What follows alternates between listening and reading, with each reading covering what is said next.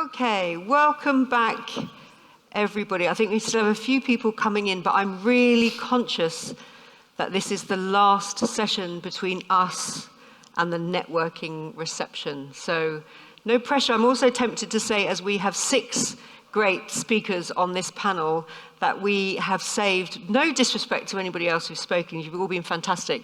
We've definitely saved the biggest till the last panel. Maybe we've saved the best till the last. So no pressure, guys, but this has got to be good. Okay.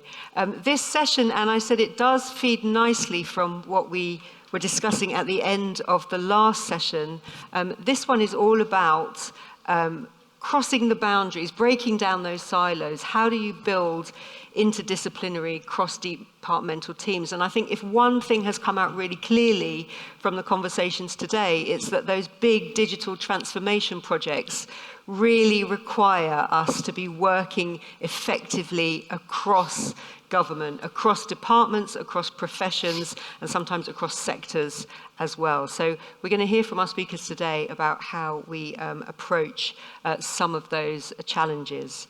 So I'm going to introduce our great speakers here. As I mentioned before, Hervé, who's our second speaker, will be speaking in French.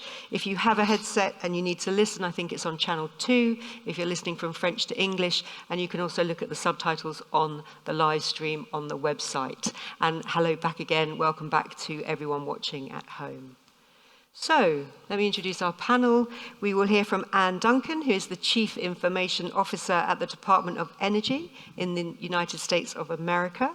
Then we will hear from Hervé Bage, who's Chief Executive Officer at the Agence e-Santé in Luxembourg. We had Frederick earlier from the same organization. Then we have Sean Hinton, who's the CEO of Skyhive, one of our knowledge partners here today. Then we have Dr. Stelios Simonas, who's Permanent Secretary at the Deputy Ministry of Research, Innovation and Digital Policy in Cyprus. Then we have Sohail Karim, who's the Expert Executive Advisor for SAP. And sitting next to me, last but not least, is Scott Jones, who's the Executive Vice President for Shared Services here in Canada.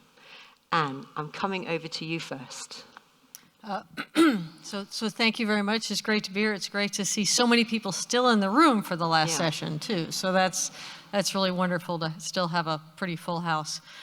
So we're asked to talk for a couple minutes each about our thoughts on the topic, and then we'll have a discussion, I'm sure. So I just want to talk a little bit about where I work, what it's like, and how we break down boundaries. And you know, number one, it's no surprise to anybody. This is all about people. Right? You know, you can build all the processes in the world, but fundamentally, you're going to break down boundaries by working with other people. So I work for the U.S. Department of Energy. Our mission spans everything from nuclear nonproliferation to running the vast majority of the energy grid in the United States, to open science. So we are the engine of innovation for the United States government with 17 national labs. Huge mission, lots of very different things that we do, and lots of independence. It happens that one of my predecessors as the CIO for the Department of Energy is a good friend of mine, and he said to me when he heard I was taking the job, he said, what you need to know about DOE is that the unofficial motto of DOE is, "You're not the boss of me." And he's right. So there's a law in the US, it's called the Federal IT Acquisition Reform Act, we call it FITARA. And when FITARA was enacted, I was CIO at the Environmental Protection Agency. Everybody at the Environmental Protection Agency said, oh yes, you have those authorities, and of course we will listen to you. And some of them did, some of them didn't, but they at least, you know, said they were going to. At DOE, people will look at you and they'll say, oh, let me explain to you why I don't have to do what you say. So if there's any place where you can learn about collaboration and about breaking down barriers, it's in DOE and the U.S. federal government. You know, a couple points I want to make before I pass on to our next speaker is, number one, you have to build a coalition of the willing. I spent most of my first year convincing the national lab CIOs and the other department element CIOs that my goal was not to make their life miserable, to move their cheese, to tell them what to do. It was to be their partner and help collaborate. And now we have built that coalition of the willing to move DOE forward. Second thing is that we need to make sure people understand this is not a zero-sum game, that that working together creates more opportunity, not that they just have to give things up to be successful working together. And a third point I will make before passing this along is that we have to create an environment where people have a bias towards action and change, so they go out and they do that work. We were talking I was at that same lunch that was referred to earlier, and we were talking at lunch about the fact that we've got all these processes, and often have people where they don't even know anything about the process other than, Tom gives me this, I do it, and I give it to Jill. And that's the entire knowledge of the process.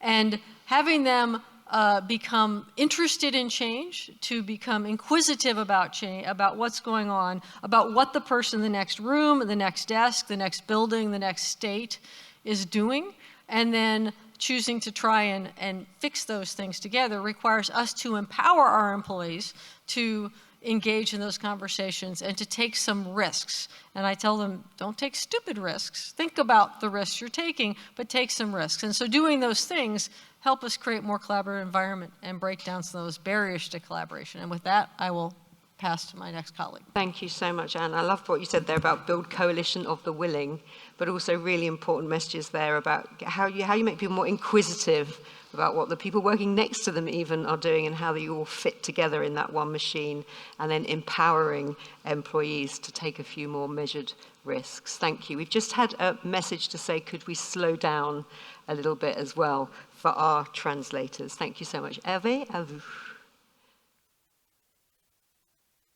For you, Hervé. Pour vous. Oui, bonjour. Merci déjà de m'exprimer en français, qui est ma langue maternelle. Je vais vous présenter un peu le cadre du Luxembourg, qui est un tout petit pays au milieu de l'Europe, 640 000 habitants environ, mais que quelque part on peut considérer comme un véritable laboratoire d'essais. L'histoire a commencé il y a une dizaine d'années, lorsque les politiques ont mis en place une loi permettant de créer cette agence nationale e-santé. Alors par rapport à ce que j'ai entendu ce matin, le statut qui a été décidé par le législateur est un statut de créer un GIE, un groupement d'intérêt économique. Pardon, Hervé, pardon, un moment, ça ne marche pas la traduction. C'est quel numéro? Sorry, what number is the translation into? Thank you. Just conscious that we have some speakers who are following as well.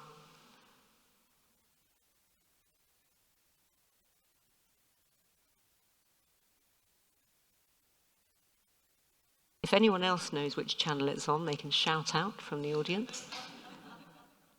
I was told channel 2, but I'm getting French on channel 2.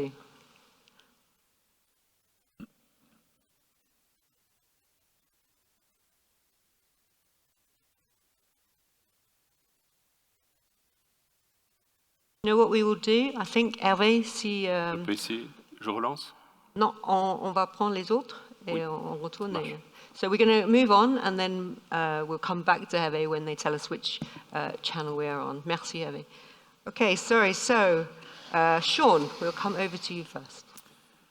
So I was going to do my full introduction in French as well, but Okay. I'll switch to English. So my name's Sean Hinton. I'm founder and CEO of a company called Skyhive. We're a Canadian company based in Vancouver, now a global company, but established in Canada. We're a World Economic Forum pioneer, and the work that we do is we've built a massive engine that's cognifying the world labor economy and boiling everything down to the most granular level of skills. And so we're this massive engine that's now the largest knowledge graph in the world that tracks jobs, skills, training, and labor market intelligence in real time. And then we build applications on top of this engine to support the rapid reskilling of companies and communities around the world. So we work mainly with Fortune 500s, Global 2000s, as well as governments specifically in the areas of education, defense, as well as labor. And clients in the world are coming to us to really answer 4 key questions. What are the skills of my workforce today at an individual, departmental, and company-wide level? 2, what are the emerging skills and jobs that are happening in the real-time labor economy that are going to impact my organization now and into the future? 3, what is the gap within my workforce to what's happening externally? And 4, how do we mobilize and bridge that gap at pace and at scale? So we work with the largest companies in the world to support automation of talent architectures across organizations, which are often, as you know, a complete mess in terms of job definitions, role definitions, and then ultimately, what are the skills of those roles? We then help analyze the workforce in terms of what skills do you have within the people that are in that workforce, and then look at various workforce planning activities that help get to that emerging future state. We work with organizations to do digital transformations into the cloud. We're helping organizations in the energy sector transition from traditional energy to the new green economy. We're supporting developments in aquaculture and water desalination across the world. All really, really cool projects that are all focused on the future of work and preparing the world for the future of work. As it relates to the topic of this discussion, what we spend a lot of time on is this notion of skill proximity. So when we talk about cross-interdisciplinary teams, the World Economic Forum has come out already a couple of years ago saying skills are the new currency of the global workforce. And when you break jobs down into skills and people down into the skills that they have, you're now able to draw proximity pathways into opportunities, tasks, projects, and different roles across the organization that likely your employees weren't aware of, and definitely you weren't aware of in terms of your organization. And so this is really where we have a lot of expertise. One of the other areas is that Skyhive is a proud public proponent of the ethical use of artificial intelligence. So I serve as one of Canada's representatives to the Global Partnership on Artificial Intelligence, where we're building the world's first framework for the ethical and transparent use of data and artificial intelligence. And so really bringing to this conversation the notion of ethics around AI and data, and skill-based workforce development and skill-based workforce planning as opposed to the traditional models. So thank you very much. I'm happy to be here. Great, thank you, Sean. Got that huge wealth of experience across so many organizations, and really good to hear what you said about your involvement in the ethical use of AI. Stelios, we're going to come to you next. Thank you. Good afternoon, everyone. I'm glad to be here. I'm coming from Cyprus, a small country of about 1 million in the Eastern Mediterranean. And the reason I'm saying this is because it will give you some insights as to why we took certain decisions on what I'm about to say. In March 2020, to accelerate the digital transformation of the country and deliver a digital government, a new ministry was created in Cyprus, the Deputy Ministry of Research, Innovation and Digital Policy. When we took office, we took a hard look at the IT department, which is part of the ministry, and we evaluated the processes, the operating model, the organizational structure, the skill set, everything. So we made up a holistic plan to achieve our objectives, and as it was said before, we were no exception. We had various legacy systems operating. Services to the citizens and the businesses were bundled in huge legacy systems. They were not user-friendly, and we decided that that was sort of the front end of the government, and that's what we needed to improve first. So we turned to our British friends that we have traditional ties with, and we signed an MOU with the UK government, and we cooperated with the government digital service to build what we call the digital services factory to industrialize the delivery of services to the citizens and the businesses. So the DSF is a small, we pulled together a small group of people from various ministries and agencies, and together with the GDS, we defined various roles that are needed to deliver high-quality services, product manager, delivery manager, user experience guys, content managers, assurance people, and the whole spectrum. The GDS provided training, and they also provided one-to-one shadowing for all these roles. So we created a sort of multi-country interdisciplinary team to deliver those services. As I said, our group was a small group. They developed so far completing three exemplar services. We've gathered services that are needed from all government departments. The count is about 300 as we speak, and is growing. And as it was said before, we are estimating to about 7,500. So it's a huge task that we have in front of us. Obviously, this small group of people cannot deliver all these services in a short period of time, because everybody is hungry to see services going live. So we decided to invoke the private sector in this process. So we sort of prioritized and started grouping services into groups of 3, 4, 5 services, which we call packets. And we crafted together with the GDS a procurement methodology to deliver those services. And we created a marketplace where the tender is out as we speak, and they're being evaluated with very light criteria. And then for each of these packets of services, we will be having a mini competition.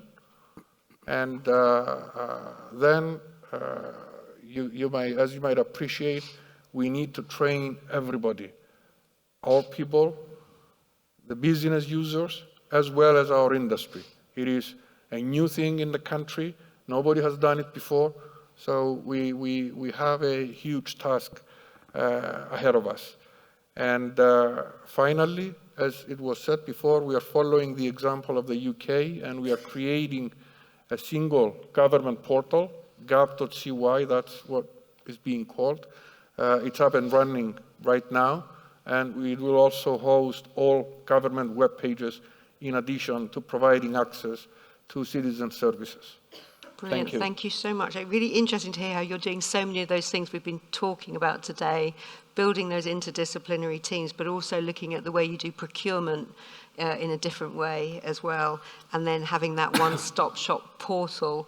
We definitely have to have you back in a couple of years to see how this has gone and see if you've reached that kind of 7,000 number of services as well. Thank you so much. Good news to tell you. Yeah, absolutely. Thank you so much, Stelios. Sohail, coming to you.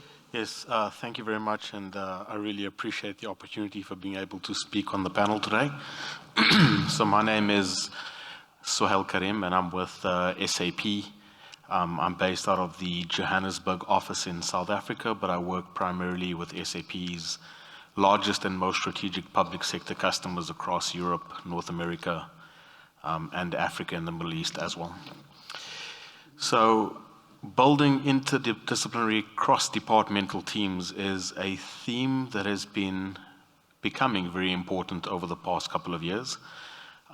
Just recently, in the past couple of months, we've been discussing with many governments across the globe, and also the different spheres of government, so from the federal level right to the state and local level, looking at these interdisciplinary teams, and then also the different agencies of governments, be they cities or departments of education or social security services, really looking at how they can leverage interdepartmental shared service types of organizations to deliver value in the public sector. So when we as SAP, when we think about it, when we boil it down and look at it from a very high level, when you look at value in the public sector or some of the challenges that the public sector is facing, it's really about this complex environment within which the public sector operates. Varying and different needs in terms of the different types of citizens and different priorities for each of those expectations. And then also being able to deliver services urgently as and when an event arises or as and when a change in the environment is introduced. And we saw that over the past couple of years where priorities in the public sector really had to shift quickly as a matter of urgency to address expectations around the pandemic that we were dealing with. So having said that, when you look at governments and when you look at the different departments and agencies, they seem to share some sort of common objectives or priorities in terms of where they focus, right? It's about how do governments make sure that they put their people and the citizens at the center of everything that they do. So really making sure that whatever service you deliver is designed around the citizen to make it easy to consume and to deliver that value. How do you set up data to start becoming an organizational asset? And how do you use that data to drive the service delivery?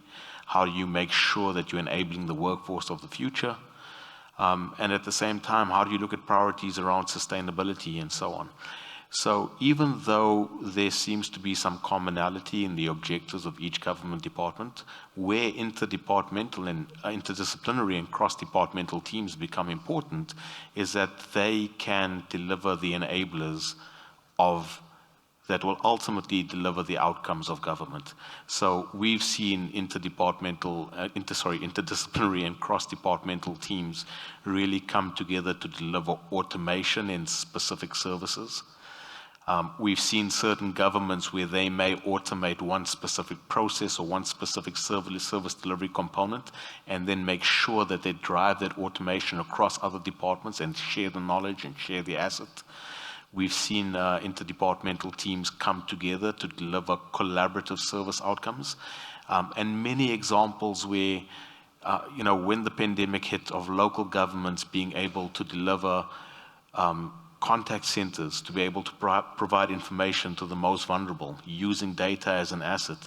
And then over time, as that contact center becomes more and more delivers more and more and greater services, how they transition that contact center to move away from just COVID, but look at greater health outcomes for a specific community, and using that center of cross-departmental, interdisciplinary teams. So there's a lot of opportunity. There's a lot of great use cases across the globe that we've seen. And it's really about how does government now look at sort of accelerating what we've done and further invest. It doesn't have to be financial investment, but how do we invest our time and effort to make sure that where we have proof points of success or where we believe we can be successful across departments and across governments, how do we invest our time and efforts to make sure that we are building these capabilities that can be used and shared across governments, and then at the most mature level, where we can actually see interdisciplinary teams being used across different countries, across governments. That would be a great endpoint ultimately to get to. Thanks. That was really interesting, those examples you gave where people are sharing knowledge, sharing assets on their shared objectives. But I like the ambition there that you say, not necessarily just sharing within countries, but also sharing across national boundaries. A really interesting vision there. Scott, over to you now, and then we'll come back to Hervé. Great. Well, thanks, and it's great to be here with all of you. Shared Services Canada was created about 11 years ago, and if you look at the history, it was created to save money. Let's be honest here. So the original mandate, consolidate email, networks, and data centers. Try and save money, collapse things together. Turned out that was a very good basis for what we needed to do. It was a good basis for security with the rise of the cybersecurity threat. It was a good basis for responding to a public service which suddenly needed to shift from work to home during a pandemic and many other aspects. But what Shared Services Canada goal is, and as we look at the digital transformation of the government, it is how do we put the Canada back in the government of Canada? As a citizen, as a government official, I identify with my little acronyms of my department. So I'm an SSC person or a PSPC, CRA. Citizens couldn't care less. We're the government to them. And so how do we enable that focus? How do we enable that service level to citizens? And that's one of the things. And so, but our goal is to provide the foundation for that. Departments need to deliver programs. And so what do we need to do this? The fact is Canada's a very enormous country. And if you look at this from the provision of networks, it's easy sitting in Ottawa where, you know, we have high-speed fiber to most homes now, et cetera. Let me juxtapose that with one of our major service clients, a Royal Canadian Mounted Police detachment that could be sitting in the north. Guess what? Doesn't reach there. There's places where we don't have geostationary satellite coverage, much less cellular coverage. So how do we deliver that? So you need to understand your clients. You need to understand and come with a perspective of what's it like for that officer sitting in the field. And so that's one of your area of multidisciplinary that's really important. We need to understand the people we serve and the reasons why we need to do some of these things. The second piece is, well, it needs to be realistic. Government program design, I am not criticizing my friends that are in the program side of the government, but it's very altruistic, and in some cases, how do I not say the word naive, but say naive? Where everybody, you want to deliver services to people who need help, and so nobody would possibly take advantage of this. So the program's designed very much from an optimistic point of view. We need to be realistic and look at this and say, well, there's a segment of the population that probably isn't going to think of this in an altruistic point of view. They're going to think of it, how can they take advantage? So you need to bring that perspective in, even though they're called the cynics. Well, they're also called the security professionals who understand how things can be exploited. So we need to bring some realism there. And then I think it's really important to think about accessibility. If we go and we look at some of the progress that we've made, so our overall IT side, it's gotten better on bilingualism. So Canada is a country where it is English and French at equal quality. Not translation, not weak translation, it is equal quality, and that's something that's important. But accessibility beyond that. What does it mean to deliver services to citizens who don't have a cell phone, they can't afford one, can't get a digital app? What if they don't comfortable with it? If you look at the Canadian population. So how do you enable a platform from an IT perspective, but also understand that you've got to enable departments to deliver services to every Canadian, and you can't pick and choose. We can't, as a government, select our customer base. We can't say, okay, yeah, if you're not going to buy online, we don't want to talk to you. That's a very quick way for a government to get unelected. But also to not serve its citizens. So those are some of the things we need to take in place, and that's why it's so important to have the multidisciplinary teams, and then that goes completely, then you talk about a department itself. And when you look at the diversity of experience, if you look at a country like Canada, the diversity of experience, running an IT project and then the business project over there is the quickest recipe to failure. So bringing the people that bring different parts of the country, different regions, different perspective, different expertise, IT, business, program delivery, but you know, some of the hard choices we have to make and trade-offs. That frankly is how you deliver a project. That's how you deliver outcomes. It's not done through, you know, some great adherence to some perfect project plan. And then finally now, how do we build up skills? And we work in the partnership with the private sector. In a lot of cases, we used to work with two solitudes. Public cloud's kind of breaking a lot of our model. So how do we go cloud smart? Not cloud first, cloud smart, I think is the better model. And really take advantage of some of the tools that are out there, some of the data tools, some of the other pieces. So I'll stop there, knowing that time's flying. Thank you, Scott. Really important, I think, what you said there. The citizen doesn't care which department is doing this. They don't care which department you're sitting in. They just want the service to be smooth and they want the service to be effective. So a really important point there. I think we were going to go back to the translation. I think it's on channel 3, and I hope, fingers crossed, this should be working. Hervé, est-ce que vous pouvez recommencer, s'il vous plaît? Merci. Bonjour. Bonjour à tous, donc merci aux organisateurs d'avoir invité les représentants du Luxembourg. Donc je rappelle, petit pays au cœur de l'Europe, 640 000 résidents, donc vraiment un tout petit pays, mais qu'on peut considérer comme un comme un véritable laboratoire, parfois d'expérimentation, on va dire, de projets de système d'information. Donc le projet a commencé il y a 10 ans environ, suite à la création par une loi de l'agence e-santé, et c'est un choix que les politiques ont fait, c'est-à-dire de ne pas obligatoirement utiliser les services de l'État qui étaient déjà en place, le centre informatique de l'État et les assurances maladie qui étaient quand même sous la direction des différents ministères. Et ça a été donc de créer une agence sous la forme d'un GIE, un groupement d'intérêt économique, dans lequel tous les acteurs du secteur de la santé sont représentés, les syndicats de médecins, pharmaciens, hospitaliers, représentants des usagers. Mais la caractéristique, c'est que 100% du financement de l'agence est un financement étatique. Donc on a presque tous les inconvénients du public et du privé. Nous sommes obligés de suivre toutes les procédures du public. Nous sommes sur une grille de rémunération, j'en ai entendu parler ce matin, des problèmes de rémunération du public, et en même temps, on a quand même une partie de capacité qui nous permet de faire du travail un petit peu comme le privé. Mais on n'a pas obligatoirement tous les avantages de l'un et de l'autre. Donc ça a commencé en 2012, je venais de France, donc je suis issu du pays qui était juste à côté, avec une mission du ministre de la Santé de l'époque, c'était d'avancer, de faire des choses plutôt avec une approche plutôt pragmatique, et pas de réinventer la poudre, simplement de m'adapter au contexte luxembourgeois. Le contexte luxembourgeois, c'est quoi?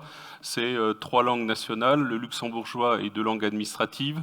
Et mon équipe, par exemple, est constituée d'à peu près 9 nationalités et on y parle régulièrement 4 langues, entre le français, le portugais, l'allemand et le luxembourgeois. Pourquoi le portugais? C'est 17% de la communauté luxembourgeoise. Et donc forcément, vous avez le même pourcentage de représentants des différentes communautés au sein de l'agence. Depuis 6 ans à peu près, le ministre Xavier Bettel, le Premier ministre Monsieur Xavier Bettel, a impulsé le Digital Letzeboyage, c'est-à-dire l'ensemble des ministères concernés doivent accélérer la digitalisation de leur ministère, dont la santé fait partie évidemment. Et donc nous avons un ministère de la digitalisation et des liens relativement forts et relativement faciles. Ça c'est quelque chose que j'ai découvert en France, c'est très hiérarchisé, très protocolisé.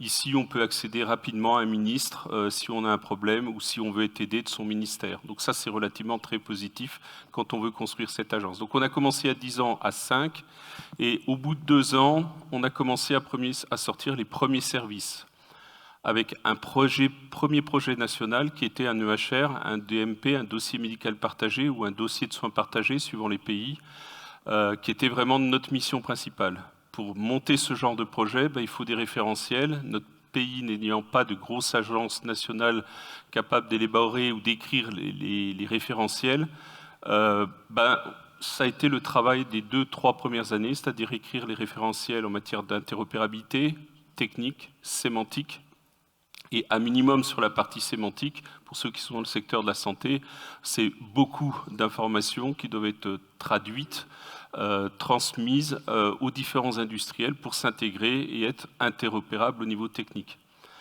Approche et méthodo plutôt par projet, un début, une fin, si je devais résumer rapidement la méthode, et des outils pour travailler. Le premier, un plan stratégique, expliquer où on veut aller, comment on va le faire, un schéma directeur qui va déclarer ou décrire les différents projets dans le temps, et pour finir, un contrat d'objectifs et de moyens, ce qu'on appelle un COM, ce qui va permettre de dire voilà ce que je vais faire, et si je le fais en contrepartie, voilà ce que l'État doit me donner. 5 personnes, c'est très peu pour une agence nationale.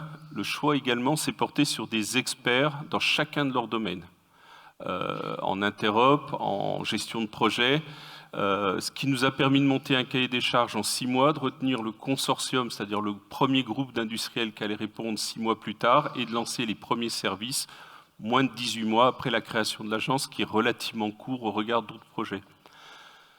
Qu'est-ce qu'on peut dire également sur le dossier de soins partagés? Première étape proposée sous la forme d'un POC, enfin en tout cas d'une étude qui a permis de finaliser le cadre de la loi qui n'était pas complet. À partir de ce moment-là, dès janvier 2020, on est rentré en généralisation du dossier de soins partagés et les résultats, même si on est un petit pays, 640 000 résidents, comme je vous l'indiquais, 1 million de dossiers de soins partagés en moins de 2 ans et environ 8 millions de documents dans lesquels toute la biologie est dedans. La radiologie a commencé il y a 1 an, c'est-à-dire à peu près 80% de la radiologie au fil de l'eau. Et pour les maladies chroniques, des résumés patients et un certain nombre d'autres documents, ce qui est plutôt relativement positif. Donc au regard de ces résultats, le ministère de la Santé et la Direction de la Santé nous ont demandé de mettre en place le carnet de vaccination électronique national. On est en phase de généralisation et on a commencé en mars de cette année, on est environ à 30-35% de notre cible de la généralisation du carnet de vaccination, en particulier sous les vaccineurs. Et le dernier grand chantier sur lequel on travaille actuellement, c'est la e-prescription polymodale, c'est-à-dire biologie, radiologie, soins et puis drogue, enfin molécules, pharmacie, pardon. Là aussi, énorme travail à une équipe qui était passée à une vingtaine de personnes. Et depuis quelques mois, on est passé à 40 personnes au regard des autres missions, et en particulier comme toutes les agences nationales, on a été confronté au Covid, où il a fallu, par exemple, remonter toutes les informations, ce qu'on appelle les déclarations obligatoires des maladies infectieuses. C'est un peu plus de 5 ou 6 millions de transactions qui ont été effectuées par notre intermédiaire. Donc là, on n'est que tiers technologique, on n'a pas vraiment une énorme valeur ajoutée. Et pour boucler, l'innovation, et comme mon collaborateur Frédéric Marcus vous l'a indiqué, est importante pour l'agence. Ça ne sert à rien de rester sur un dossier pour l'instant qu'on pourrait appeler à données passives. Demain, en fonction de qui je suis comme soignant, de qui je traite comme patient, il devra y avoir des interactions plus fortes, amener des outils comme des moteurs de règles, des intelligences artificielles au niveau du dispositif. C'est en cours. Nous sommes en train de migrer les 8 millions de données que je vous parlais dans le data lake par le processus Cameron que vous a expliqué Frédéric. Et les premiers résultats, on espère au moins sur de l'analyse populationnelle, d'avoir les premiers résultats, peut-être même courant du premier semestre 2023. Pour favoriser cette innovation, à 40 personnes, on ne peut pas tout faire, bien évidemment. Ça veut dire qu'on va favoriser les relations PPP, partenariat public-privé. On demande aux industriels d'apporter de l'innovation dans ce domaine-là, et on a mis en place, d'ailleurs qui est encadré également par Frédéric Marcus, un espace d'environ 200 mètres carrés qui permet à des industriels au sein de l'Europe qui veulent échanger, ou des professionnels ou des industriels qui auraient des projets de rentrée en Europe avec toute la complexité GDPR et des protocoles qu'on utilise en Europe en matière de santé, de venir tester, de se faire labelliser et pourquoi pas de commercialiser des projets, soit en dehors de l'Europe. Et pour ça, tout simplement, on met une partie de notre plateforme, ce qu'on appelle les environnements d'intégration, au service de ces industriels pour tester, incorporer peut-être chez nous certains de ces composants et ainsi provoquer cette innovation. Ça veut dire en permanence changer également peut-être les acteurs, les premiers acteurs, ou la nécessité de mettre en place le helpdesk, c'est ensuite reformer des gens pour des nouveaux postes, des nouvelles fonctionnalités et intégrer des métiers que nous n'avons pas. Et là aussi, j'ai une énorme chance, c'est-à-dire que j'ai la possibilité de recruter dans toute l'Europe n'importe quel acteur dans la mesure où il apporte une vraie plus-value à notre plateforme. Et ça, je peux vous dire que c'est très, venant de France, c'est relativement très innovant. Je crois qu'au Canada, la multiculture, le faire venir de partout est peut-être plus fréquent, mais très honnêtement, en France, c'était en tout cas pas ce que j'avais l'habitude de voir. Voilà un petit peu le cadre luxembourgeois. Thank you, Hervé. I'm really sorry for people who were trying to listen for the translation there. I think we had French and English at the same time on the channel, so that wasn't very clear. But it was, if I've understood correctly, I think it was really good to hear you highlighting some of the things other people have mentioned about bringing different experts together, the importance of getting the terminology right, that people have a shared understanding of kind of not just the technology, but the terminology as well, some of the benefits that you are achieving from doing some of this approach, including using AI in some of your services.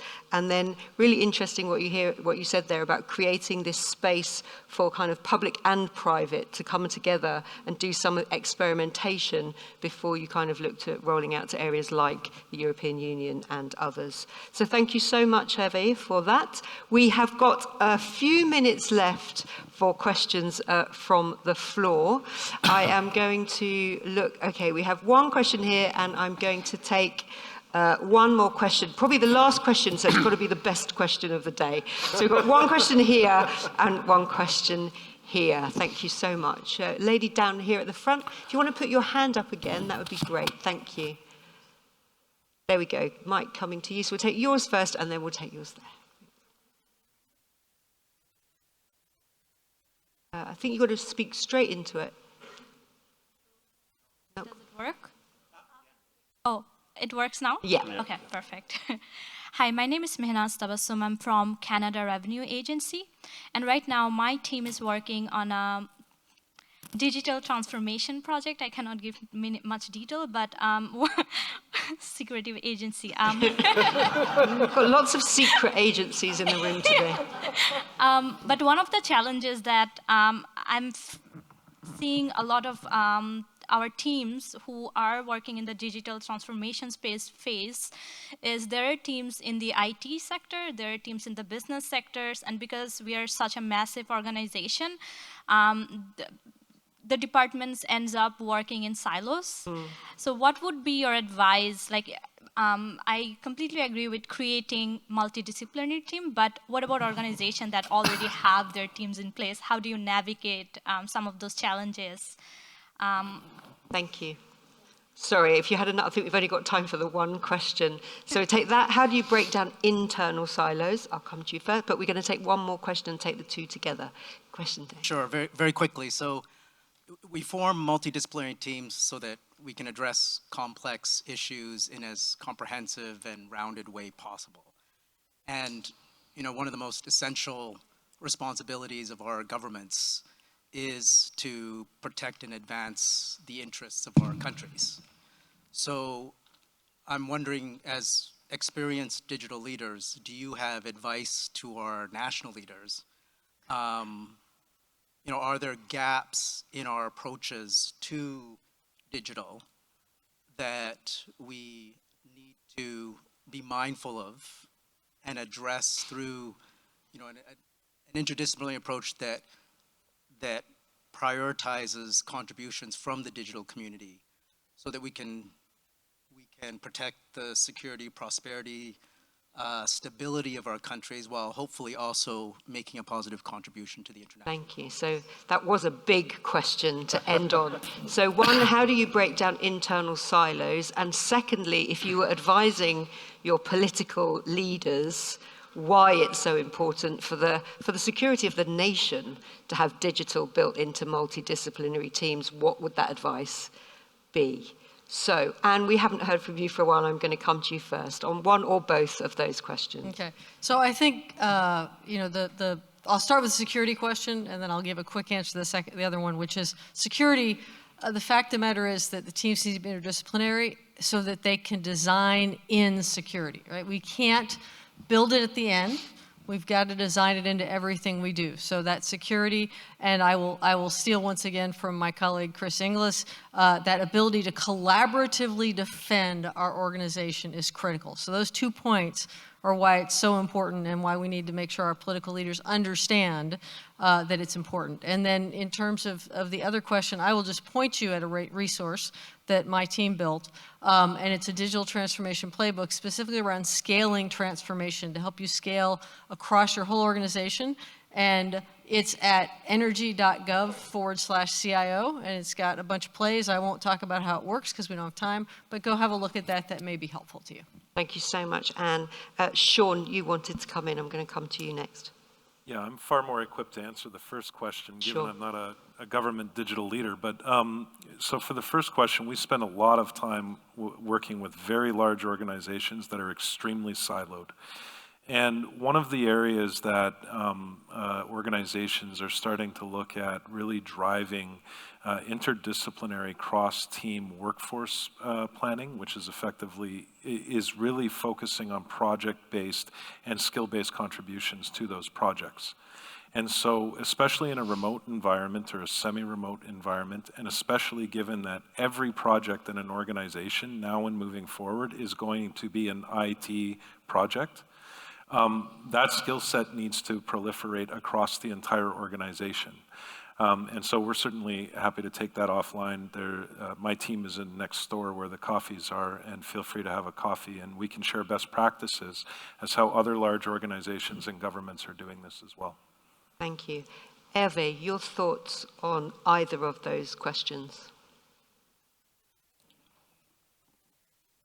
Sur les deux questions, sur la partie maîtrise gouvernementale, je pense que impérativement, si les gouvernements ou si les différents ministères concernés n'ont pas, soit directement, soit sous leur tutelle, des experts sur la mise en place des outils, si on confie ou si la maîtrise d'ouvrage, donc en l'occurrence les ministères, délèguent à des industriels totalement sans avoir cette expertise, alors forcément la souveraineté nationale pourrait être en difficulté. Si vous disposez des experts, vous pouvez alors travailler avec des règles qui sont parfaitement connues, claires, vous pouvez contrôler, et à ce moment-là, la souveraineté nationale peut fonctionner. Au niveau européen, on a dans l'obligation, avec toutes les langues, de commencer à travailler sur des échanges transfrontaliers. Comme je l'ai dit tout à l'heure, le Luxembourg travaille avec déjà 4 pays, dont 3 pays où 50% de la communauté le matin rentre en population active et repart le soir dans les différents pays frontaliers. On a l'obligation en Europe de pouvoir communiquer, échanger, parce que c'est la e-santé européenne. Après, quand c'est interne, je sais que ce n'est pas terrible ce que je vais dire, mais quand ça travaille en silo dans des organisations, je pense que de temps en temps, quand vous avez des informaticiens, des chefs de projet, des professionnels de santé dans vos équipes, si elles ne sont pas capables de travailler ensemble, une bonne méthode quand même, en tout cas quand c'est dans notre domaine et notre responsabilité en termes de responsable d'entreprise, c'est parfois emmener votre équipe d'ingénieurs qui imaginent des choses très intéressantes et de les faire visiter un site dans lequel des patients traités par un cancer du poumon sont pris en charge. Eux, ce qu'ils attendent, c'est des résultats rapides. Ils n'attendent pas de l'informatique quantique. Eux, ce qu'ils veulent être pris en charge, c'est maintenant. C'est que la majorité des patients ne souhaitent pas mourir stupidement de iatrogénie médicamenteuse. C'est ça les vraies missions qui nous sont confiées quand on gère des agences e-santé. Et de temps en temps, pour éviter de travailler en silo, ces jeunes ingénieurs qui sont très brillants, qui répondent à tout ce qu'on attend, c'est aussi de les amener les uns et les autres jusqu'au secrétariat et leur faire rencontrer des professionnels de santé qui sont confrontés avec la mort tous les jours. Et ça, je peux vous dire que généralement, si on le fait, à la fin de la journée, il y a certains petits silos qui s'arrêtent naturellement. Et le café, comme ça a été dit par mon voisin, on travaille beaucoup plus et on échange beaucoup plus vite au niveau d'un café pour régler les problèmes. Thank you. So sometimes the urgency is going to force that collaboration. And also interesting what you said about the nature of spaces like the European Union, that people are obliged to communicate across borders and to share across borders. Stelios, your thoughts on breaking down silos, because you've done this in Cyprus in your new projects. It's a very interesting question. I think we have to realize what the objective is. IT and digital services is not just programming. That's what used to be in the past. It is serving the citizen, serving a purpose. So you need to invoke all disciplines that are needed, and the citizen should be at the center. Technology is an enabler and a means to serve the citizen. So you need to pull together the resources needed to achieve the objective. So if one follows this approach, then inherently you break the silos and you deliver good services. And if I may, a comment on security on the second question, well, it depends on the service. Certain services are more sensitive, you may need to encrypt and so on and so forth. But in general, as it was said many times today, it should be a collaborative effort, and you need to bring in all the relevant people right from the beginning when designing a service or a project or a system or whatever you're trying to do, and look at it from all aspects and have a holistic design and consider everything so that you need to build a secure system, because we cannot operate in the digital space without protecting ourselves, without securing what we are doing. So Thanks, Stelios. Sohail, your thoughts on breaking down silos in particular? Yeah. So I was actually sitting and listening quite attentively to my co-speakers. It is a very difficult question, because breaking down the silos, you know, you're almost addressing or trying to deal with years of certain behaviors in which organizations were set up. And we spoke about, for me, ideally, I think it's around understanding that we need to rally our people around the delivery of an outcome. And, you know, previously, in previous years, we talk about joint application development. How about we start speaking around joint outcome enablement? So if we were to take a person who focuses specifically on building the calculations behind tax processing and put them in the same room with someone who looks at designing the front-end form, and then putting them in the same room with the contact center agent who fields a call when there may be a query on the tax calculation, and put all of them into one room and say, what are your ideas to resolve this issue or this challenge or to enhance it? You start creating ownership across the different skill sets. And to a certain degree, you start breaking down the silos. But it is really around behavior, right? It's around being able to rally around the outcome. We had the discussion around security and security by design quite extensively throughout the course of the day. And again, why I think the question around security is very much related to the breaking down of boundaries. It's about a behavior. You start with security in mind right up front before you start thinking of what the application can do, its scope, its input, its output. What are the security components? And then you've got to make sure that not only is the security and the application component, not only is the application and its components secure, but the people who design it must embrace principles and practices of security. How they interact with each other, how they access the physical buildings must all be around security. And when you start building that behavior, that's how you ultimately achieve the outcome. So in summary, how do you break down the silos? Rallying around the outcomes and really creating the ownership. And then around security and breaking down silos, it's really about focusing on the behaviors of our teams and our peoples in achieving what it is we aspire to achieve. Thanks, Sohail. Scott, I'm going to give the last words to you on this one. So a few things. So in terms of breaking down the silos, not reorg. You just create a year of, silos for different silos. Here are some of the things I've seen work in the past. One, using cross-functional communities to bridge across the silos, where you bring people with like skills together. And you start with learning environments, and then slowly you start to share information of projects that are going on. The second one would be where management creates the space for innovation events to solve those problems. So we did that frequently in the cyber world, where I come from, where we gave people the freedom. What are the problems that you never have time to solve? Take the time and solve them now, and that worked incredibly well. Some examples I could give here, and some I can't. But it was amazing, and international as well. So that broke down a lot of silos. A third piece really is, it can be management to say, okay, we need to structure our projects where we bring in people. We will not accept a project from a client without that client appointing a top-notch person on the team. Not to come in and bounce things off of, but who sits with the team and works with them and says, no, that's not how it works. And I've seen that done really successfully. Those are 3 tactics there. And in terms of digital advice, to everybody except, I guess, the government of Canada, where I wouldn't do that in public, but who cares? Program design. IT isn't going to solve bad program design, and expecting citizens to suddenly know which of 1,000 doors of program to walk through to ask for the right service is insane.